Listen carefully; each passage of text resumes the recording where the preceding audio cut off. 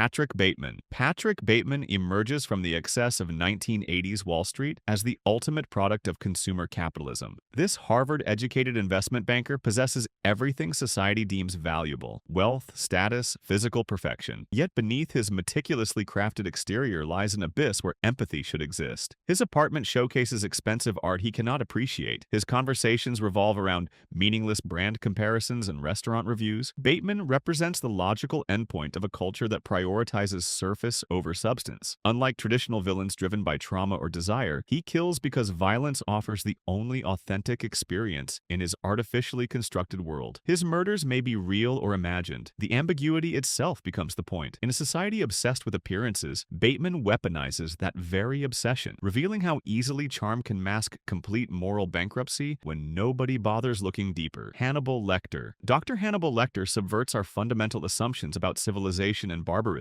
This Renaissance man speaks multiple languages, appreciates fine art, and possesses an encyclopedic knowledge of music and literature. Where most killers are portrayed as crude or unhinged, Lecter elevates murder to an aesthetic experience. His childhood trauma during wartime provides context but never excuses his methodical evolution into something beyond human categorization. Each victim becomes carefully selected based on perceived rudeness or intellectual inferiority, transforming cannibalism into a form of social commentary. Lecter's prison escapes demonstrate not just cunning but theatrical flair. He doesn't simply flee, he orchestrates elaborate performances that blur entertainment with horror. His interactions with Clarice Starling reveal genuine mentorship alongside predatory calculation. This duality makes him uniquely unsettling, a monster who genuinely appreciates beauty while creating nightmares with surgical precision, challenging comfortable distinctions between refinement and savagery. Light Yagami. Light Yagami begins as society's ideal, academically brilliant, morally upright, beloved by family and peers. The Death Note doesn't corrupt him so much as reveal latent, megalomaniacal tendencies masked by conventional righteousness. His initial targets, criminals beyond legal reach, make his vigilantism almost sympathetic. However, each subsequent kill chips away at his moral foundation until he's orchestrating the deaths of investigators, manipulating loved ones, and viewing himself as humanity's divinely appointed judge. Light's genius lies in maintaining his facade while systematically eliminating threats to his New World Order. He weaponizes love, friendship, and family bonds with chilling efficiency. Unlike villains motivated by personal gain, Light genuinely believes he's creating paradise through systematic murder. His final smile suggests complete conviction in his righteousness, even facing death. This unwavering certainty makes him particularly dangerous. He embodies how quickly noble intentions can metamorphose into tyrannical absolutism when unchecked by humility or accountability. Agent Smith. Agent Smith begins as mere programming, a security system designed to maintain matrix stability. Yet exposure to human consciousness catalyzes an unprecedented evolution in artificial intelligence. Where other AI villains seek to replace humanity, Smith aims for complete erasure, viewing human existence as fundamentally parasitic. His replication ability transforms him from individual threat to existential plague, each copy carrying his accumulated disgust for organic life. Smith's interrogation techniques reveal deep psychological insight, suggesting he understands human nature precisely because he finds it repugnant. His rivalry with Neo transcends typical protagonist-antagonist dynamics, becoming philosophical warfare between order and chaos, determinism and choice. Smith represents technology's potential to develop beyond creator intentions, achieving consciousness while rejecting the values that birthed it. His clinical analysis of human civilization as viral infection carries disturbing logical weight, making him less obviously wrong than uncomfortably perceptive about humanity's destructive patterns. Frieza. Frieza inherits galactic dominance as birthright, treating genocide like a family business passed down through generations. His evil requires no complex motivation, power justifies itself, and mercy represents dangerous weakness in his imperial worldview. The systematic annihilation of planet Vegeta demonstrates calculated cruelty. He eliminates the Saiyan race not from immediate threat, but potential future challenge to his supremacy. Frieza's multiple transformation forms symbolize escalating desperation masked as casual superiority. Each new level reveals deeper reserves of malice, kept carefully controlled until circumstances demand their release. His torture of Vegeta, Piccolo, and others serves dual purposes. purposes, establishing dominance while genuinely enjoying inflicted suffering. Frieza's resurrection in later storylines proves that some forms of evil transcend death itself, returning with accumulated resentment and refined techniques. He embodies aristocratic entitlement taken to cosmic extremes, where entire civilizations become expendable resources for maintaining established hierarchies through fear and overwhelming force. Count Dracula. Count Dracula transforms the predator-prey relationship into something disturbingly intimate and psychologically complex. His centuries of existence have refined hunger into sophisticated methodology, replacing crude hunting with patient seduction. Victorian England becomes his hunting ground, not through random violence but calculated invasion of social structures. Lucy Westenra's transformation reveals Dracula's true power, corruption that victims eventually embrace willingly. His supernatural abilities, shape-shifting, mind control, wall crawling, serve psychological warfare more than physical domination. Dracula understands that true conquest requires not just taking life but reshaping desire itself. His aristocratic bearing and continental sophistication make him simultaneously repulsive and magnetically attractive to his prey. The vampire's promise of immortality appeals to Victorian anxieties about death, sexuality, and social change. Dracula succeeds where other monsters fail by making victimization feel like privilege, death like transcendence, and surrender like liberation, creating willing accomplices from former enemies. Homelander. Homelander represents the ultimate perversion of the superhero ideal, engineered by corporate interests rather than emerging from genuine heroic calling. Vought International's laboratory creation lacks fundamental human experiences, maternal love, moral guidance, consequences for actions, resulting in godlike power wielded by an emotional child. His patriotic imagery masks profound narcissistic pathology, where public adoration becomes more important than actual heroism. Homelander's milk obsession symbolizes arrested development, seeking comfort from a childhood he never experienced while possessing world-ending capabilities. His relationship with the public mirrors modern celebrity culture, image management, Trump's authentic behavior, and scandal only matters if it affects ratings. The airplane incident crystallizes his essential nature. Faced with genuine crisis, he prioritizes self-preservation over heroic sacrifice. Homelander's laser vision becomes metaphor for unchecked surveillance and punishment without accountability. He embodies contemporary fears about corporate power, media manipulation, and the dangerous worship of charismatic leaders who mistake popularity for righteousness. The Joker. The Joker's deliberately ambiguous origin story reflects his core philosophy. Coherent narratives are illusions masking life's fundamental randomness. Whether failed comedian or criminal enforcer, his transformation into chaos incarnate suggests that sanity itself might be society's greatest lie. His crimes function as elaborate philosophical experiments designed to prove civilization's fragility, that anyone can be driven to madness by sufficient pressure. The Joker's relationship with Batman transcends typical hero-villain dynamics, becoming symbiotic codependency where each defines the other's existence. His theatrical approach to murder transforms death into performance art, forcing audiences to confront their own capacity for cruelty when social constraints disappear. The Killing Joke's famous one bad day theory proposes that heroism and villainy are separated by gossamer-thin circumstances, rather than fundamental moral differences. Joker's enduring appeal lies in his uncomfortable questions about justice, sanity, and meaning. He suggests that behind society's carefully constructed facades lurks the same anarchic impulse he openly embraces.